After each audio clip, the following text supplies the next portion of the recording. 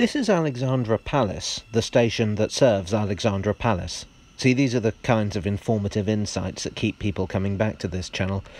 The station was built in 1859 by the Great Northern Railway, actually 4 years before the palace itself, and it was originally known as Wood Green. It only took the name Alexandra Palace in 1982, presumably to avoid confusion with the Piccadilly line station. Alexandra Palace has never had its own underground station, but it nearly did have. Twice, in fact. The first was an 1890s proposal known as the Great Northern and Strand Railway. This would have run from Strand up through Holborn, Russell Square, King's Cross, York Road, Holloway, Finsbury Park, Haringey, Hornsey, and would finally have terminated at this station. The line did get built with some modifications, and today you'd know it as the Piccadilly line. It took a different route to Wood Green. Even though the other underground station never opened, I can show it to you. Well, no, it's not that it didn't open, but let me go back to the beginning. Alexandra Palace, or Ali Pali to its friends, was opened in 1873. It was designed as the Palace of the People. That was literally one of its titles. The palace and the park were what we'd now probably call a leisure complex, with a theatre, a swimming pool, a park, a lecture theatre, library, golf course, boating lake, racetrack, roller coaster and museum. Not to mention wonderful views across the city. The palace did get destroyed by fire a couple of weeks after opening, which seems to be standard for Victorian exhibition venues, but it was rebuilt and reopened in 1875. Later, it would be threatened with demolition, saved and used as the HQ of the BBC's first television service, but that's in the future. What I'm here for is this. Now, if you're going to have a people's palace, the people have to be able to get there, and so this station was built right next to it. It was part of the plan from the very start, hence its architectural similarity to the palace itself.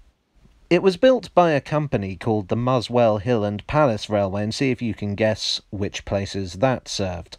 It was operated by the Great Northern Railway, whom you may recall from when I mentioned them a couple of minutes ago.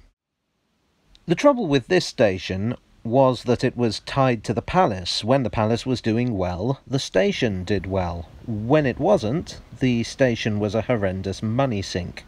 For instance, the fire just after the palace's opening caused the station to be closed down until the Great Northern realised there was money in taking people to see the ruins. In fact, traffic fluctuated so much that Alexandra Palace Station was closed down no fewer than 9 times. If you think it's annoying trying to plan your journey around engineering works, imagine going from week to week not even knowing if your local station exists. With that in mind, why did the Great Northern even bother? The answer was suburban development. The railway thought that with the right promotion they could use their line to stimulate house building in the area and increase their traffic that way.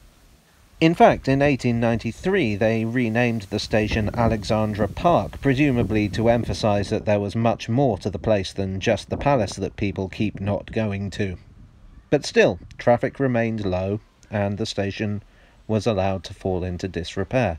"Hold on, Jago," I somehow hear you cry. "You promised me a tube station. What's the big idea? I'm going to hit the dislike button and leave a comment in block capitals." Well, I'm coming to that. You see, in 1935 there was a grand plan known as the New Works Programme to modernise the underground. Among the many ideas and proposals was something known today as the Northern Heights. This was a scheme to drastically expand the northern ends of the Northern Line, taking over existing lines, building new ones, and electrifying lines currently worked by steam locomotives. One of the lines that would be taken over would be the railway from Finsbury Park to Alexandra Palace via Highgate. At Highgate it would meet the Northern City Line into Moorgate, though I don't believe there were any concrete plans to link the two directly. I've already talked about the Northern City Line, and there's a link to the video in the description below. So certain were London Transport about their plans that they actually manufactured destination boards for underground trains marked Alexandra Palace. Unfortunately, then the Second World War happened and rather put the kibosh on many of London Transport's plans. In the case of Ali Pali, traffic remained too low to justify electrification, although preliminary work was done. Alas, in July 1954 they decided to call it a day and close the line altogether. The station is, as you can see, still very visible today, and if you're feeling energetic, you can actually walk the route from Alexandra Palace yourself and experience what might have been. Actually, I was thinking I might do that myself. Let me know if that's something you'd like to see in the comments section. The station was allowed to deteriorate over the decades, but happily the council sponsored a restoration in the 80s to turn it into a community centre. And since then, for the first time in its history, Alexandra Palace's future has been assured. Hi all, thanks for watching this palatial episode of Tales from the Tube. If you liked it, please hit like, and if you want to stay up to date with my content, hit subscribe and that funny bell icon to keep informed. I do wonder, what if the plans to electrify the branch to the palace had gone ahead? Would Ali Pali have been more attractive to passengers with a more modern service? Let me know what you think in the comments below. And I'll see you again soon for another tale from the Tube.